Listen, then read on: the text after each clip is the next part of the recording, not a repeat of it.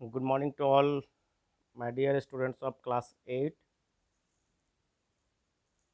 Welcome you all in our online study. Once again, I welcome you all in our YouTube channel Study Warriors Academy. Dear students, we are studying our constitution. Almost we have started this chapter. In our last video, we have studied about the constitution, role needs of constitution, key features of Indian constitution, and again we have discussed about the salient feature of our constitutions. Provision of amendments also have discussed in our last video. A sovereign democratic republic we have also discussed. A socialist and secular country, these all are the salient feature of our constitution we have discussed in our last video. Today we will study the parliament system. We will study parliament system. So parliament system, the legislature in the center is called the parliament. So the legislature in the center is called the parliament और संसद, जिसको हम लोग संसद कहते हैं.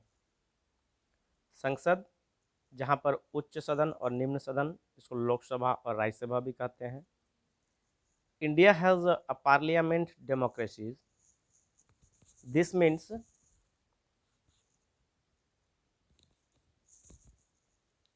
that the parliament is supreme and represents the people of our country. Means parliament का मतलब क्या है? पार्लियामेंट का मतलब क्या है कि ये हमारे देश के जनता, हमारे देश के जो लोग हैं, उसको ये रिप्रेजेंट करता है, उसको ये दर्शाता है.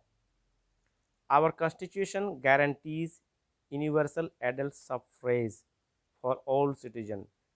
हमारे जो कॉन्स्टिट्यूशन है, ये हमारे देश के सभी जितने भी नागरिक हैं, सबके हित और सबके विकास के लिए एक नियम तैयार करता है और उसी के हिसाब से पूरे देश को चलाता है. That is the people of India have a direct role in electing their representatives. अब हमारे देश में ऐसा सिस्टम, हमारे देश भारत में ऐसा सिस्टम है जिसमें जो रिप्रेजेंटेटिव्स आते हैं, उनका चुनाव हमारे देश के नागरिक ही करते हैं.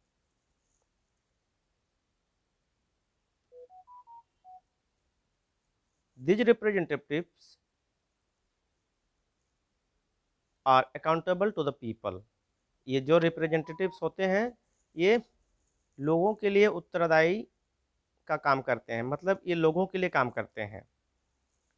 अगर ऐसा देखा जाता है कि जिन रिप्रेजेंटेटिव्स को हम वोटिंग करके, उनको चुनाव करके उनको खड़ा करते हैं, अगर वह देश के लिए नागरिकों के हित में काम नहीं करते हैं तो उसका हम बहिष्कार भी कर सकते हैं.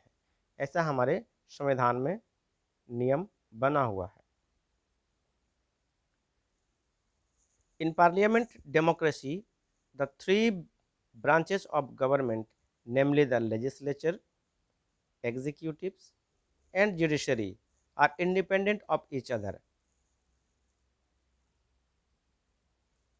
हमारे देश के जो पार्लियामेंट डेमोक्रेसी है, जो पार्लियामेंट है, उसमें वो तीन भागों में बटा हुआ है. पहला लेजिस्लेचर है, दूसरा एग्जीक्यूटिव्स है और तीसरा जुडिशियरी है. ठीक है ना? और तीनों इंडिपेंडेंट हैं.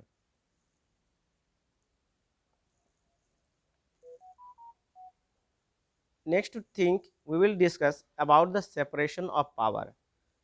अब देश को चलाने के लिए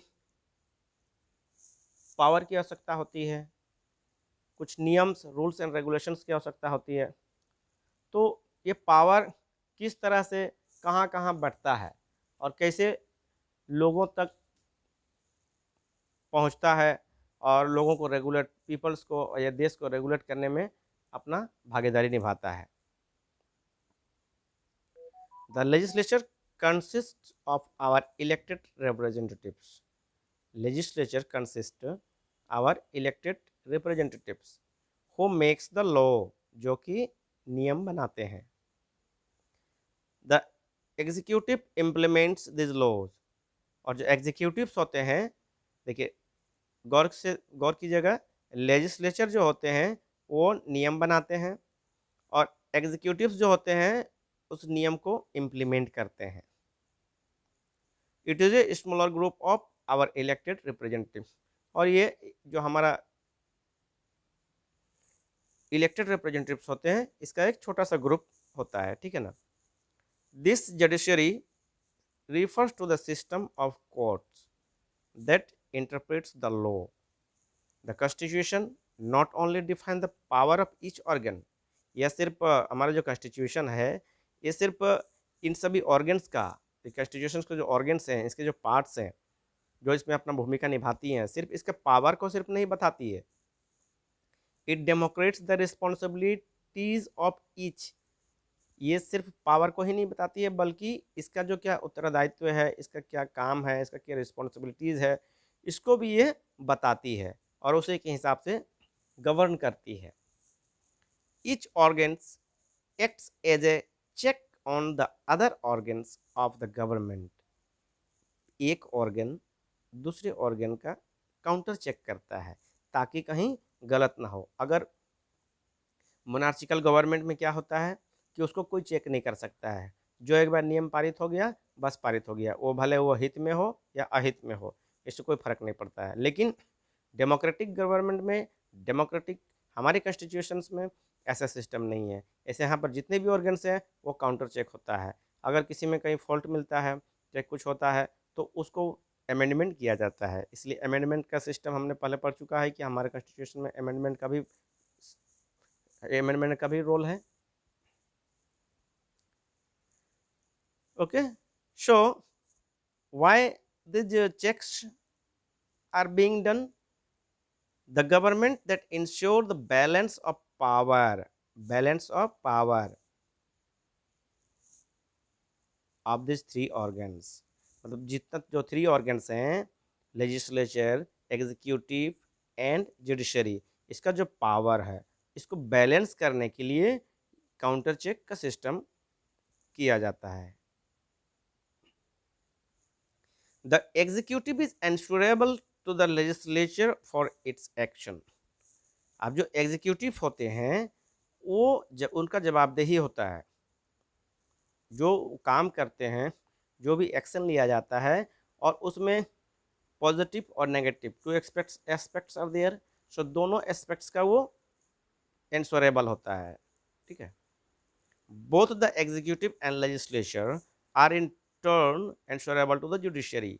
जिस प्रकार से एग्जीक्यूटिव लेजिस्लेचर के लिए एंसरेबल होता है, उसी प्रकार एग्जीक्यूटिव और लेजिस्लेचर दोनों जुडिशरी के लिए एंसरेबल होता है। मतलब जवाब देना पड़ता है कोई भी चीज़ का, कोई भी नियम पारित किया, कोई भी कानून पारित किया, कि कोई भी सिस्टम रेगुलेट किया तो उसके लिए जवाबदेही देना पड़ता है जुडिशियरी को। So dear students, let us discuss about the fundamental rights. अब जब जनता का शासन जनता के लिए, जनता के द्वारा बनाया हुआ, इलेक्टेड किया हुआ जो रिप्रेजेंटेटिव्स होते हैं, ठीक है ना, तो जनता के लिए कुछ फंडामेंटल राइट्स यहाँ पर संविधान में तैयार किया जाता है। तो what are the fundamental rights? Our constitution assures certain basic rights to every citizen, basic rights to every citizen of India, that are called fundamental rights. What are the fundamental rights? Our constitution assure certain basic rights to citizen of India. These are called what? Fundamental rights. These rights are essential not only to run a democratic government but also for an individual citizen to develop his personality. सिर्फ democratic government के लिए ही ये rights नहीं तैयार किए गए हैं, बल्कि हमारे जो सिटीजन्स हैं उसके वेल बीइंग के लिए, उसके प्रॉस्पेरिटी के लिए,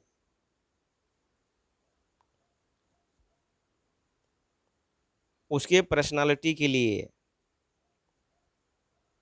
तैयार किए जाते हैं ये सिस्टम, ये नियम, ठीक है ना। They are fundamental to every citizens life and therefore they are called fundamental rights. They include political, social, cultural, and economical rights. In fundamental rights, it includes what? Political, social, cultural, and economical rights. Our constitution has granted 6 such rights that are as follows. तो हमारे संविधान में, हमारे constitution में 6 type के rights हैं, जिसका हम अभी डिस्कस करेंगे। First is right to equality. First thing is what? Right to equality. Right to equality means what are you understanding by the right to equality? All citizens are entitled to equal treatment before law. कानून के नज़र में सभी समान है, ना कोई छोटा है, ना कोई बड़ा है, ना कोई अमीर है, ना कोई गरीब है। कहने का मतलब जितने भी पब्लिक, जितने भी नागरिक सिटीजन्स इंडिया के हैं, चाहे वो क्यों ना रिमोट देहात में, गांव में रहते हों, चाहे टाउन में बसते हों, चाहे बड़े फ्लैट्स में रहते हों, चाहे एसी में रहते हों, चाहे वो कोई हवाई जहाज़ में घूमता हो, चाहे कोई साइकिल में घूमता हो, मतलब every citizens are equal according to the constitution and कानून के हिसाब से सभी कोई समान है। ये हमारे संविधान की एक बहुत बड़ी विशेषता है। The state cannot discriminate against a citizen on the basis of race. We have already discussed about this point. Any state cannot discriminate to anyone on the basis of race, caste, sex, religion और place of birth. कोई भी किसी को discriminate नहीं कर सकता है, कहीं कोई भेदभाव नहीं कर सकता है, न जाति के हिसाब से, न धर्म के हिसाब से, न मेल फीमेल के हिसाब से, न कि कहाँ उसका जन्म हुआ है इसके आधार पर कोई किसी को डिस्क्रिमिनेट नहीं कर सकता है। जब हमारा देश आज़ाद नहीं हुआ था तब हमारे देश में इस तरह की परंपरा थी, छुआछूत की भावना थी, लोगों में सुपरस्टिशंस था, अंधविश्वास था। फिर धीरे धीरे जैसे जैसे जैसे आज़ाद हुआ हमारा देश, उसके बाद लोगों में एजुकेशन आने लगा और लोग शिक्षित होने लगे, फिर ये सब भेदभाव धीरे धीरे हटने लगा। तो इसी को देखते हुए हमारे संविधान में राइट टू इक्वलिटी का सिद्धांत तैयार किया गया, जिसमें कोई किसी को डिस्क्रिमिनेट नहीं कर सकता है। हम भारतवासी हैं तो हम सब एक हैं, भारत हमारी माता है और हम उसके सब संतान हैं।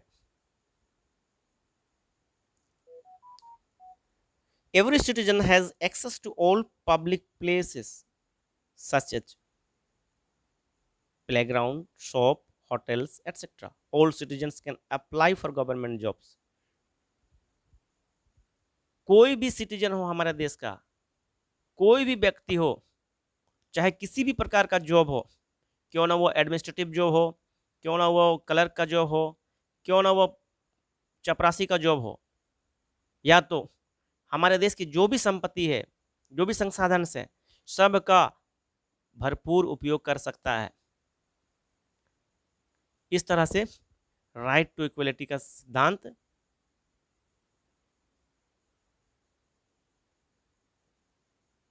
हमारे कॉन्स्टिट्यूशन के लिए सबसे बड़ी विशेषता है। Next thing, we will discuss about the right to freedom. The right to freedom includes freedom of speech, freedom of speech, freedom of expression, the right to form associations, the right to move freely, reside in any part of the country, the right to practice any profession, any occupation, any business, or any trade. Right to freedom means what? मतलब कोई भी काम करने की हमें आज़ादी है, हम कोई भी काम कर सकते हैं, हम कुछ भी बोल सकते हैं जो दूसरों के लिए हित का हो। Right to expression, right to form associations, हम एसोसिएशंस बना सकते हैं, हम फ्रीली अपने देश में फ्रीली कहीं भी जा सकते हैं, कहीं भी रह सकते हैं, any part of our country. हम कोई भी प्रोफेशन का काम कर सकते हैं, कोई भी काम बिजनेस कर सकते हैं, कोई भी ऑक्यूपेशंस कर सकते हैं। So this is all about the right to freedom. Next thing, right against exploitation, right against exploitation, think to be understand. Many times what happen, poverty or ignorance exposes a person to all kind of humilities and exploitation. The rich take advantage of the poor helplessness. Often poverty drives adults and children to work for long hours. This is called forced labor or beggar. So, the right against exploitations prohibits trafficking, forced labor, and the children working under 14 years of age. कभी कभी जो गरीब लोग होते हैं, जिनके पास संसाधनों की कमी रहती है, वैसे लोगों को कुछ अमीर दबके के लोग एक्सप्लॉइट करने की कोशिश करते हैं, क्योंकि गरीब के पास कुछ उपाय नहीं रहता है, कुछ संसाधन नहीं रहता है जिससे वो अपना जीवन यापन कर सके अच्छी तरह से, और इसका एडवांटेज अमीर लोग उठा लेते हैं। तो हमारे संविधान में ऐसा सिस्टम बना हुआ है जिससे अगर कोई इस तरह से एक्सप्लॉइट कर रहा है किसी व्यक्ति को, तो उसके विरोध में हम आवाज उठा सकते हैं, उसके विरोध में कानून बना हुआ है। यहाँ तक कि 14 इयर्स एज से पहले कोई भी बच्चा अगर कहीं बाल मजदूरी कराया जाता है, तो उसके अगेंस्ट में भी आप आवाज़ उठा सकते हैं, इसके अगेंस्ट में आप खड़ा हो सकते हैं, क्योंकि हमारे देश में बाल श्रम निषेध है। Next thing, right to freedom of religion. Religion means हमारे देश में विभिन्न प्रकार के रिलीजन्स हैं, हिंदू, मुस्लिम, सिख, ईसाई, different type of religions are there in our country, and they all live freely in our country. So India being a secular country, every citizen has the right to worship, practice and propagate his her religion in the eyes of law. कानून की नज़र से हमारे देश में जितने भी धर्म हैं, चाहे वो हिंदू हो, चाहे मुस्लिम हो, चाहे कोई भी धर्म हो, every citizen has the right to worship. सभी सिटीजन्स के पास अपना अपने धर्म के हिसाब से पूजा पाठ या भक्ति करने का अधिकार है। कोई किसी को विरोध नहीं कर सकता है, कोई किसी के भक्ति में कोई किसी के भक्ति को या उसको मानसिक ठेस नहीं पहुंचा सकता है। अगर ऐसा करता है तो कानून की नज़र में वो अपराधी कहा जा सकता है।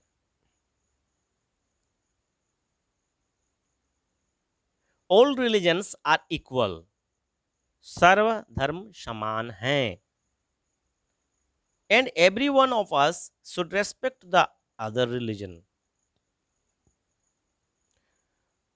There can be no discriminations on the basis of religion. सभी धर्म समान हैं और हमें सभी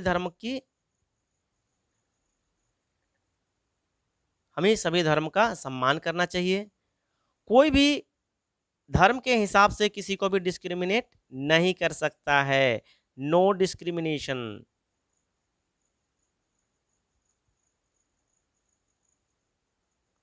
सो इस तरह से हमारे देश की जो कानून व्यवस्था है, हमारे देश में जो संविधान है, इसमें एक व्यक्ति बहुत ही सुकून से अपना जिंदगी जीवन यापन कर सकता है, अपना डेवलपमेंट कर सकता है।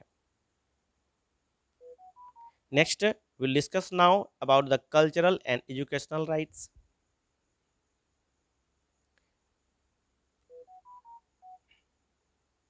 India is a pluralistic country, and the constitution has given due recognition to all these differences. Our constitution recognize the right of each group. हमारे देश में हमारा जो कॉन्स्टिट्यूशन है वो सभी ग्रुप का को अपना अपना राइट्स दिया हुआ है कि सभी कोई अपना विकास कर सकता है, अपना पहचान बना सकता है और सभी का पहचान अपने अपने जगह पर महत्वपूर्ण है। So, our constitution recognizes the right of each group of people to establish and maintain educational institutions of its own in order to preserve and develop their language and culture. सभी कोई अपने अपने हिसाब से अपना जो लैंग्वेज है, अपना जो कल्चर है उसको डेवलप कर सकता है। किसी को कहीं कोई बाधा नहीं है। हमारे देश के संविधान में, कॉन्स्टिट्यूशन में ये पारित है। For example, the Bengali Association, thousands of members who gather to celebrate Durga Puja each year in the traditional style. आप देख सकते हैं दुर्गा पूजा, ऐसे तो बंगाली एसोसिएशंस का बहुत बड़ा त्यौहार माना जाता है। इसमें thousands lakhs of people gathered for celebrating Durga Puja और every religion respect this things. आप देखिएगा Christmas gathering, many people gather at gathering time. तो सभी धर्म अपने अपने हिसाब से हमारे देश में स्वतंत्र रूप से अपना विचरण करते हैं, अपना विकास करते हैं। किसी को अपने विकास में या उसको मानने में, उसको पालन करने में कोई बाधा महसूस नहीं होती है due to our system of constitution. Next, right to constitutional remedies. Right to constitutional remedies. Dear students, right note down all these points and remember all these things. These are very important to know every citizen of India. सभी हम भारत के नागरिक होने के नाते हमारा ये कर्तव्य बनता है, हमारे ड्यूटी बनता है कि ये सब हमको जानना है और जानना बहुत ज़रूरी है। So that is why you must note down these all things. Our fundamental rights are legal and justifiable. This gives authority to the citizen to move the high court and the Supreme Court if they believe that any of their fundamental rights has been violated by the states. अगर किसी व्यक्ति को ऐसा लगता है कि उसका जो फंडामेंटल राइट्स हैं उसको वायोलेट किया जा रहा है या उसका हनन किया जा रहा है, तो वह हाई कोर्ट जा सकता है, सुप्रीम कोर्ट जा सकता है अपना अर्जी लेके, जहां पर उसको उसका हक मिल सके। All these rights are binding upon every authority that has got the power to make laws. So, this is all about the right to constitutional remedies. Next thing we will discuss, dear students, about the directive principles, and almost it is the last topic of our chapter, constitution. So, what is directive principles? Our constitution gives some directive to the government to improve the condition of the people. These principles help the government to make social and economical reforms in the country. They direct the government to work for reducing the poverty of the masses and to bring economic and social prosperity of the nation. Economic and social prosperity. So what are the directive principles means, हमारे constitutions में ऐसा direction है, ऐसा system है कि इसके जो representatives हैं इनके द्वारा ऐसे प्रिंसिपल्स तैयार किए गए हैं जिससे कि हमारे देश के जो भी सिटीजन्स हैं उनमें अगर गरीबी है, उनमें अगर एजुकेशन नहीं है, तो उनके अगर उनका लाइफ प्रॉस्पर नहीं है, तो उनके लिए एक विशेष कानून तैयार किया जाना चाहिए और उसके द्वारा लोगों के इकोनॉमिक डेवलपमेंट और सोशल प्रॉस्पेरिटी का विकास किया जाना चाहिए। ऐसा सिस्टम प्रिंसिपल्स हमारे कॉन्स्टिट्यूशन में है। So dear students, it was all about the directive principles, and almost we have finished our first chapter of civics, that is our constitutions. So I hope so you have all understood very well this chapter.